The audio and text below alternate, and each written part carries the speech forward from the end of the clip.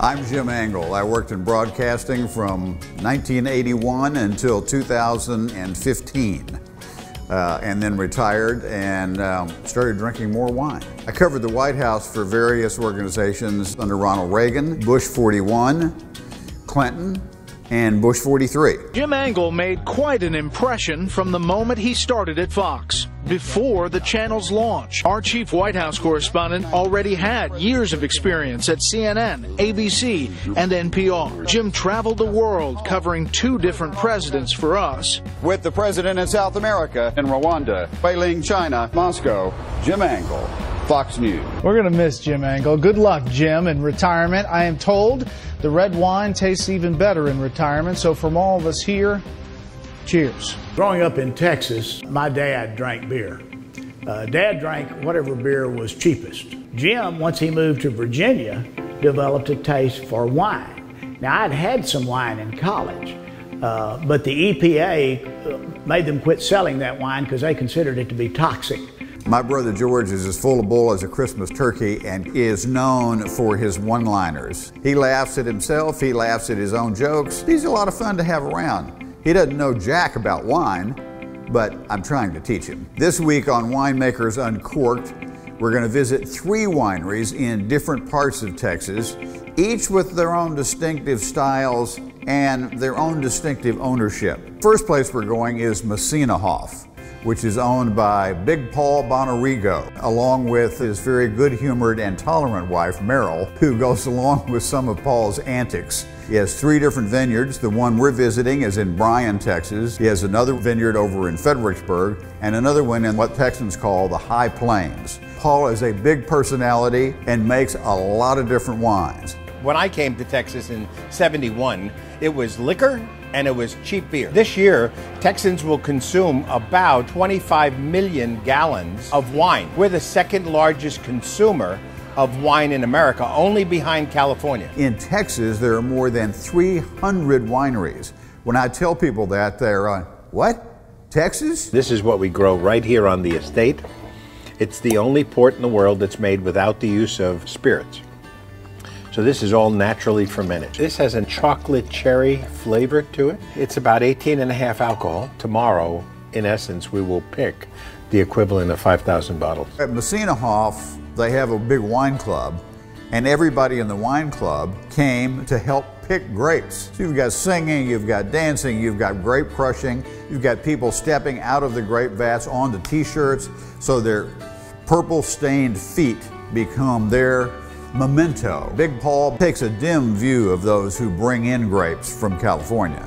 So he says there's plenty of grapes in Texas, and the places we're going are all places that use only grapes grown in Texas. Now I've got a real treat for George, because we're going outside Llano, Texas, to meet a guy who used to play defensive tackle for the Oakland Raiders in the late 1960s. Alphonse is in his 70s, but he's in great shape, so I wouldn't step out of line if I were you. Well, you know, when I was playing, they called me the judge. Why is that? I was always sitting on the bench. I had my niece along with me who teaches college, and a friend of hers who is also a professor. My hope was she would help bring her dad along a little bit and maybe open his eyes toward different kinds of wines. Texas wines are great, and I'm not just saying that because I'm from Texas. Now, Alphonse owns a vineyard, but not a winery. So he does his winery activities at a place called Pontotoc, which is basically a wide place in the road. We first met Alphonse Dotson at a couple of old buildings. Looked like they could have been in San Antonio at the Alamo. It looked like I needed to strap on a 6-shooter at this place. Yeah, it's gonna be a house party like in the late 50s and 60s. Thanks for coming. Alphonse is the sweetest guy in the world. I mean, you wonder how this guy ever played professional football. Let me introduce you to the little feisty spice in my life. There's Martha right there. Yes, indeed.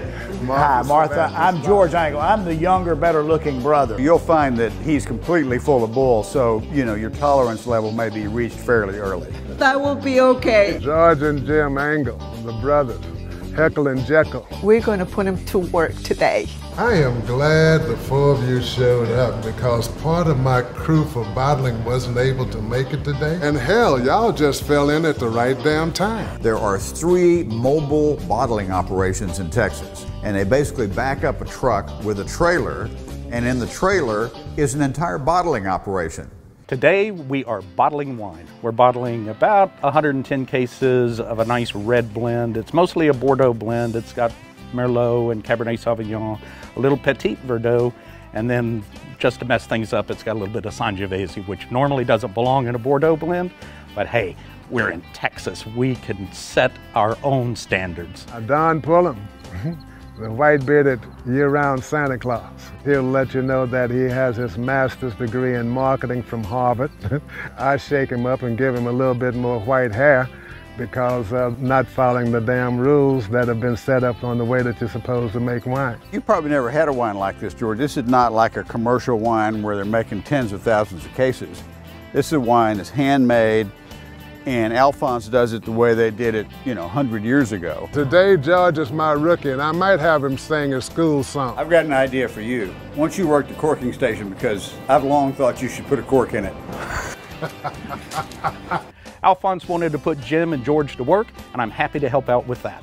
We've got enough wine for about 110 cases, so unless we screw up, we should be fine. Well, that's good. Several of the cases against my brother have been dropped. Have they? Which one of the guys have the worst jokes? I would probably say Jim. He needs to come hang around and let me give him some wild turkey or something to loosen him up. Right now, I need to be pretty sober so that I get the cork on the right end of the bottle. So I got George, fat boy, in there putting corks in the wines. Then they get labels, and then they finish them. They put them in a case. We take the full cases out, put them on a pallet. Pin that bell, tote that barge. I'm working hard. I'm working up a sweat. And Jim's over there sipping wine and talking to some ladies. I'm the older, smarter brother. He's going to tell you a different story, but don't believe him. Jim's in there flirting with the ladies from Midland, Odessa. One of them said that they were virgins to wine tasting. We're winery virgins. Hey, cheers to that. Nowhere better to break them in but here at Wines of Dr. We helped them to explore the different areas of their taste buds on their tongue and developing how to go about tasting. He did such a hell of a good job that each one of them bought a half a dozen bottles or more, which put a smile on my face. At Alphonse's tasting room, nobody's in a hurry to do anything. You taste one wine, then you taste another wine, then you shoot the bull for about 30 minutes, and everything was going just great until George had his attention diverted for a moment and double corked a wine. George double corked. That's a no-no, that's an improper thing to do. That's when you put a bottle in and you cork it and put a second cork in, so George had to go. You don't really think you'll get fired from a job you're not getting paid for. While we were all bottling wines, Martha spent the day cooking lunch for the people who had showed up to help. And these are people, some of whom don't even drink wine. They just showed up to help the bottling operation. I'm a whiskey drinker per se. I don't care too much for grape juice, but I'm trying to develop a taste for it, being just grown in Boca. We had a lot of family and friends come through and help bottle 109 cases of a new wine called Patience. And I'll be damned, I've had to be patient about getting this one out. Texas has a unique climate, we have unique weather, and we've got different kinds of soils. Our soils here are quartzite sand. They're really good for growing wine grapes. They also create a big bouquet, and that's what we're after here. We want complexity, we want nice bouquets. We don't necessarily want big blockbuster California jammy fruity things. We want elegant wines, and that's what we're getting is elegant wines. Hey, here we go,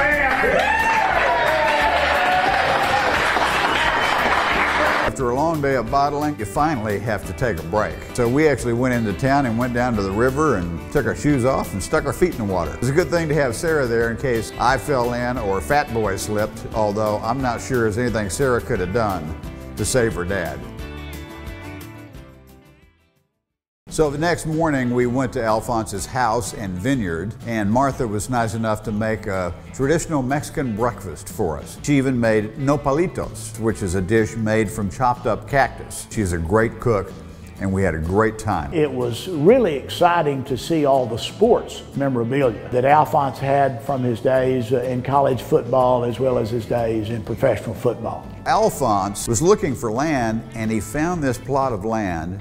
It had just the right soil, and it was off a highway that had the same number as his jersey. Retired at 35, and it just happened to be Acapulco. Wasn't looking for a lady to marry, but I'd be damned if I didn't find one. She knows when I need a double drink of wild turkey as opposed to wine. Let me put it to you that way. We've been together for 34 years. Alphonse and I have roughly 20,000 plants, and each one of them have to be pruned by hand. One thing that has helped us with the quality of wine that we've been able to produce is the soil. We have a red sandy loam soil that is a mixture of iron, red and yellow clay, and the aquifer that we get water from is called the Hickory Underground. Alphonse and Martha have been pretty successful at avoiding hail, but this year they had a severe hailstorm in the vineyard, and it stripped all the leaves, it stripped all the fruit off, it bruised all of the canes.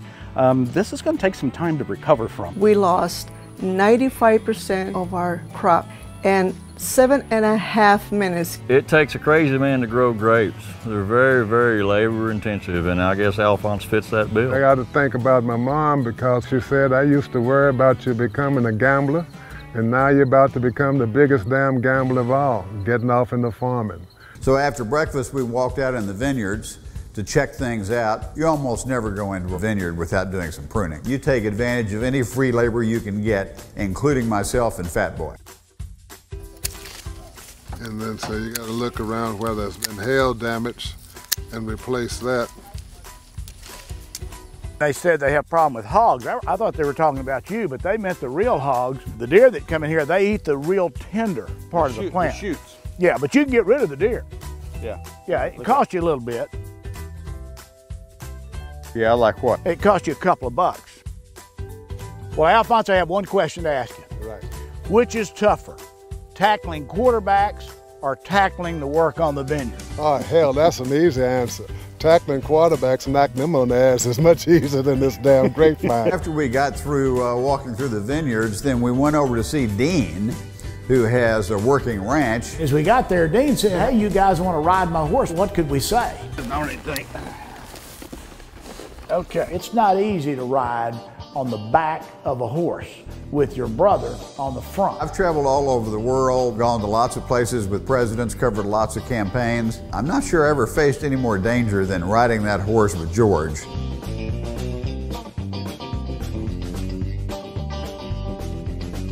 Alphonse grows the grapes, he picks the grapes, he makes the wine, he bottles the wine, and then we went with him as he delivered wine to a little wine shop. Alphonse doesn't make that much wine, so getting some of Alphonse's wine is a precious thing. After packing wine for a day and then going to Alphonse's vineyard the next day, George may be starting to learn just a little bit. I mean, he taught school for a long time, but on wine, he's a little bit of a slow learner. Alphonse and Martha, these people were sharp. They were sharp business people.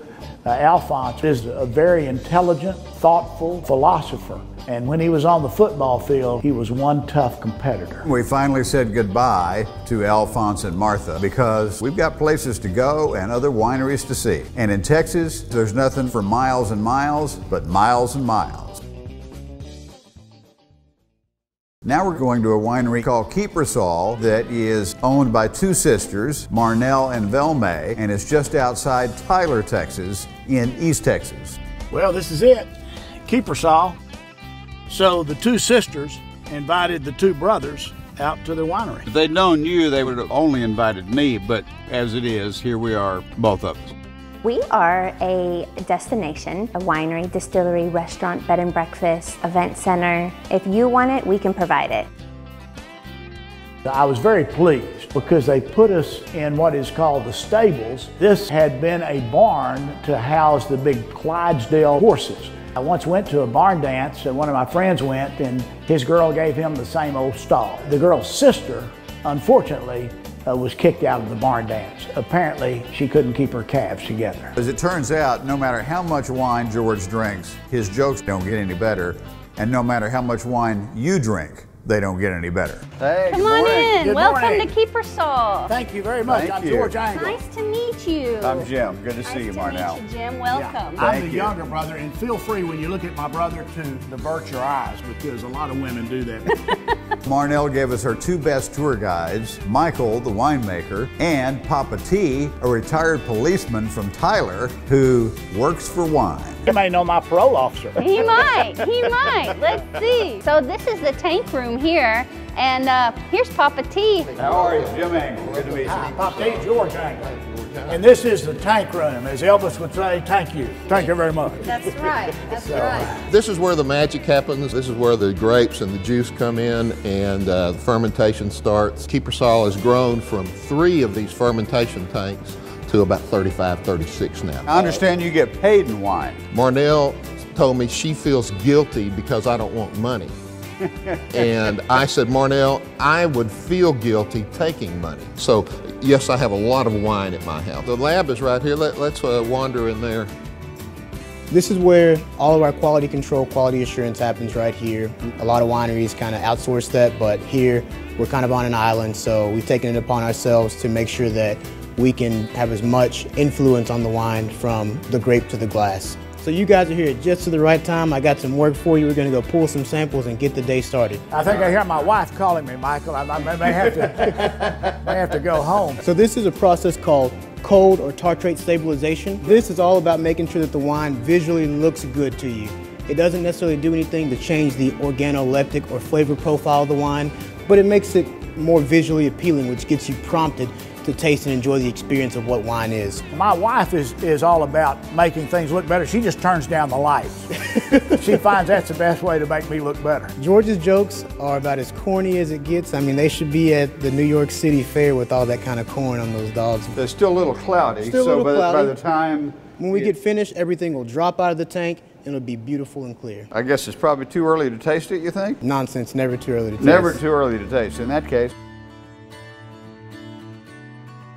That's a good summer sipping wine there. Flavor develops in 3 main places. Primary flavors come from the vineyard and growing conditions or your terroir. Then the secondary flavors come from production, so your yeast strain, your fermentation dynamics and kinetics. And then the tertiary flavors come from barrel aging or élevage, where you pick up the woodiness or the spice elements of the wine. And all 3 are important in building layers of flavor. You want it to have a story even in every single glass. So you guys made it to the barrel room. What do you think? I love it. We have about 828 barrels aging 3 vintages in here. The barrels add flavor to the wine. You read that label and it says, this wine boasts flavors of roasted coconut and cherries and chocolate and all these great things, right? And then you taste it and it's Cabernet Sauvignon. There's no sweetness to it. There's no sugar. And you think, did they add that to it? How'd that get in there? Well, that's added from the wood being toasted and charred at different levels and from the varietal characteristics. So dry wines can still taste and have flavors of all these great fruits and these really caramelized characteristics that come from the oak. I think I lost one of these off my car. But this is a wine thief, and it's how we sample the wine from the barrels. I'm gonna let you go ahead and hold on to that. All right. And we'll go pull some wine. Okay, great. What we have here is some 2016 barrels, and we have some 2016 Keepersall Malbec. Am I holding it in the correct position here? You got it, you're a pro. Okay, all right. How far do I go down? All the way in, put your thumb over the top. Okay. It almost looks like he knows what he's doing. Okay, I've got it. Now bring it out. Bring it on out. Okay. Keep your thumb over the top. Okay, there we go. Swirl it to make sure you can oxidize it and open up the nose, give it a nice sniff. You want to smell with an open mouth at the end of the glass. Nice short bursts to get as much of the aromatics back to your olfactory bulbs, and then slowly sip the wine. So you swirl, you sniff, and now it's time to sip.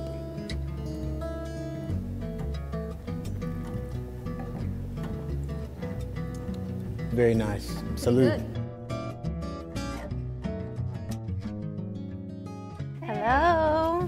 Hey, hi there. How How are you? Hey, Velma. Nice to meet you. Nice to meet The two sisters are just about the same difference in age as my brother and I. Of course, my brother and I were born in a different century. This is who we call the boss right here. Okay. Yeah, I get to talk to people all the time, and she makes sure that everything at Keepersall runs smoothly. Keepersall was founded by Marnell and Velmay's father, Pierre, who immigrated here from South Africa many, many years ago, worked in agriculture his entire life, but passed away in early 2016. My father wrote a book a couple of years ago. It's called The Story of We, about his experience coming to America after my mother passed away. February of 1984. It was my dad, my sister, myself, and 2 suitcases and no return ticket and no work visa. It's a great story of the American dream. This is our 17th vintage. And we just won the saddle, top winery in Texas at Houston Livestock Show and Rodeo. Daddy entered it every year just to win the saddle. So this year our angel got his saddle. Yeah. George and I were still learning how to prune. And everywhere we go, they put us to work in the field. So the key to pruning is setting your fruit for next year. If we were to leave all this like this, every single one of these buds would turn into another shoot like this. It's a quantity versus quality scenario. You'd have fruit dragging on the ground, You have right? way too much fruit for this trunk to sustain. So you go 1, 2 buds from the base, right? Base, yes, so right there. Okay. So base plus 1, 2, cut. It's really neat to see the evolution of a wine estate, of the grapes, of a winemaker and winemaking style. We have a really awesome surprise for you guys. We have a 10-year vertical wine tasting on our Syrah from 2006 to 2013. Let's see if you guys are up for the challenge. Cheers, guys. Cheers. To Syrah and new friends in Texas. There you go. Amen, sister. So Keepersall is unique because we're 100% estate grown. So everything that we grow, we put into our bottle. You can really just tell about the year that we had in our bottle. I think I'll stick with it. 2009. Is that the year you're stuck in? Well, it kind of reminded me of the 9th grade. I liked it so much I stayed in it for 2 years. So I'm just going to stay with.